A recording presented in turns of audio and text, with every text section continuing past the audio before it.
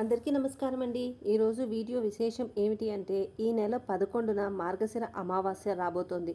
దీనికే బకుల అమావాస్య అని పేరు. ఇది ఈ సంవత్సరంలో వస్తున్న మొదటి అమావాస్య. చాలా శక్తివంతమైనది. ఈ అమావాస్య రోజున పుణ్యనదులలో స్నానం చేసి పేదలకు దానం చేస్తే విశేషమైన ఫలితం ఉంటుంది. దీంతో పాటు ఈ అమావాస్య రోజు పూర్వీకుల ఆత్మశాంతి కోసము శ్రాద్ధం తర్పం కూడా చేయాలి. దీనివలన పితృదోషాలు పోతాయి.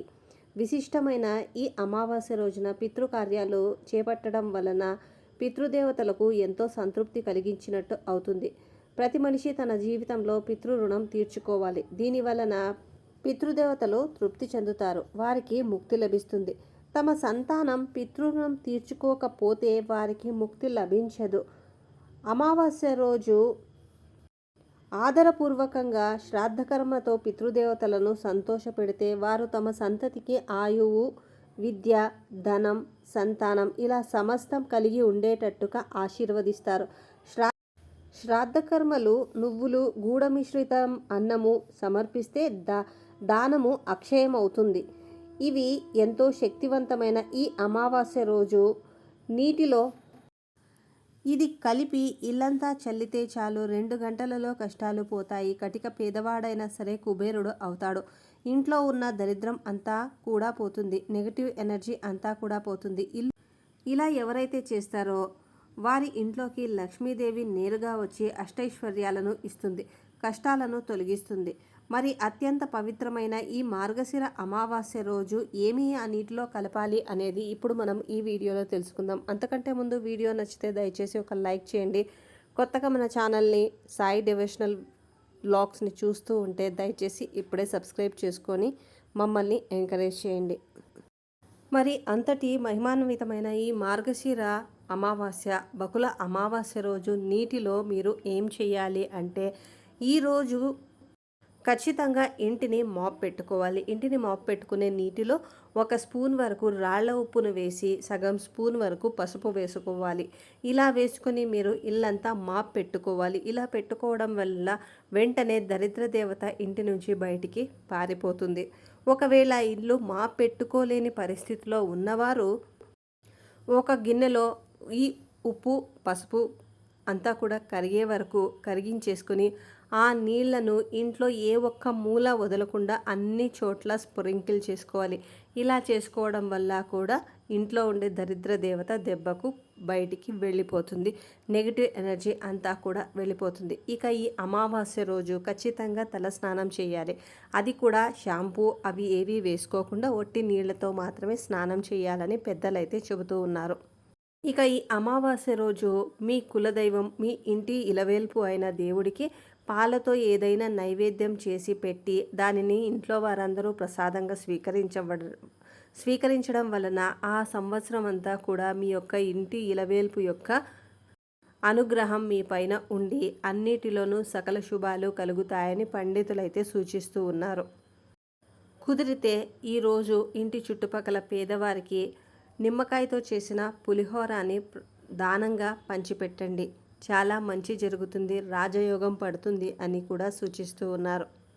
మీ ఇంట్లో గనక నరదిష్టి, నరఘోష ఎక్కువగా ఉంటే ఈ అమావాస్యకు ముందు రోజే ఒక చెట్టు కొమ్మని ఇంటి దగ్గర తెచ్చి పెట్టుకోవడం వల్ల మీ ఇంట్లో ఉండే నరఘోష, నరదృష్టి బయటికి వెళ్ళిపోవడమే కాకోకుండా మీ ఇంట్లోకి నరదిష్టి, నరఘోష రాకోకుండా కూడా ఈ యొక్క కొమ్మ కాపాడుతుంది. ఆ కొమ్మ ఏమిటి అంటే గారమండ చెట్టు కొమ్మ. గార చెట్టు అంటారు, గారమండ చెట్టు అంటారు. మీకు పల్లెల్లో ఎక్కడైనా సరే చాలా విరివిగా దొరికే ఈ చెట్టుని అమావాస్యకు ముందు రోజే తెచ్చి పెట్టుకోవడం వల్ల చాలా మంచిది. ఆ చెట్టు కొమ్మని కూడా ఎలా పడితే అలా పీకి తీసుకొని రాకోకుండా ఆ చెట్టు దగ్గరికి వెళ్ళి ఆ చెట్టుకి ఒక నమస్కారం తెలియజేసుకొని అవసరం కోసము మేము నీ కొమ్మను తీసుకుంటున్నాము అని ఆ చెట్టుకి నమస్కారం తెలియజేసుకున్న తర్వాత ఒక కొమ్మను తెచ్చుకొని దానిని ఇంటికి తోరణంగా అయినా సరే కట్టుకోవచ్చు. లేకపోతే ఇంటి వసారాలో అయినా, అంటే మీకు కాంపౌండ్ వాల్ ఉంటుంది కదా, ఆ వాల్ పైన అయినా పెట్టుకొని దానిపైన ఏదైనా బరువు పెట్టుకొని ఆ రోజంతా కూడా అలానే వదిలేయచ్చు. ఈ గార చెట్టుని సాయంత్రం 6 గంటల లోపు పెట్టేసుకోవాలి. ఇలా పెట్టుకోవడం వల్ల మీ ఇంట్లో ఉండే నరదృష్టి నరఘోష అంతా కూడా వెళ్ళిపోతుంది. మిమ్మల్ని చూసి ఏడ్చే వాళ్ళ బాధ మీకు తగ్గుతుంది. అఖండ రాజయోగం పట్టాలి అంటే ఈ అమావాస్య రోజు కొన్ని బార్లీ గింజలను తీసుకొని వాటిని ముందుగా పాలతో కడిగి ఆ తర్వాత మంచినీళ్లతో కడిగి వాటిని పారే నీళ్ళలో వదిలివేయాలి. ఒకవేళ ఈ సమయానికి మీ దగ్గర బార్లీ గింజలు లేవు అనుకుంటే పీచు ఉన్న టెంకాయలను అలాగే కొన్ని బొగ్గులను తీసుకుని వాటినైనా సరే నీళ్ళలో వదిలివేయడం వల్ల మీకు అఖండ రాజయోగం కలుగుతుందని పండితులు సూచిస్తూ ఉన్నారు. ఇక ఈ అమావాస్య రోజు చెయ్యకూడని పనులు అవి ఏమిటి అంటే ఈరోజు మధ్యాహ్నం పూట నిద్రపోవడం. మధ్యాహ్నం పూట ఎవరైతే నిద్రపోతారో వారికి దరిద్రం పడుతుందని కూడా చెబుతున్నారు. అలాగే ఈ అమావాస్య రోజు క్షవరం చేయించుకోవడం, గోర్లు కత్తిరించుకోవడం ఇలాంటివి అసలు చేయకూడదు. అలాగే ఈ అమావాస్య రోజు సూర్యోదయ పూర్వమే నిద్ర లేవాలి. అలా లేకపోయినను మీకు దరిద్రం పడుతుందని గుర్తించుకోవాలని హెచ్చరిస్తూ ఉన్నారు.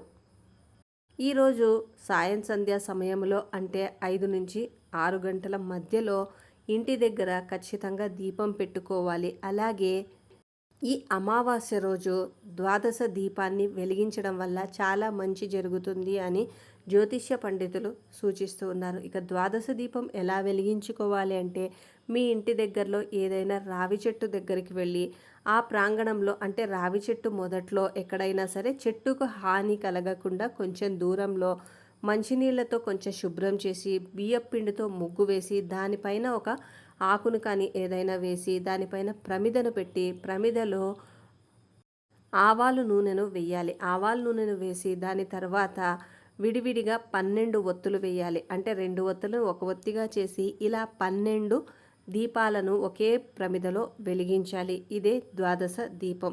ఇలా చేయడం వల్ల మీకు అఖండ రాజయోగం పడుతుంది అని సూచిస్తూ ఉన్నారు.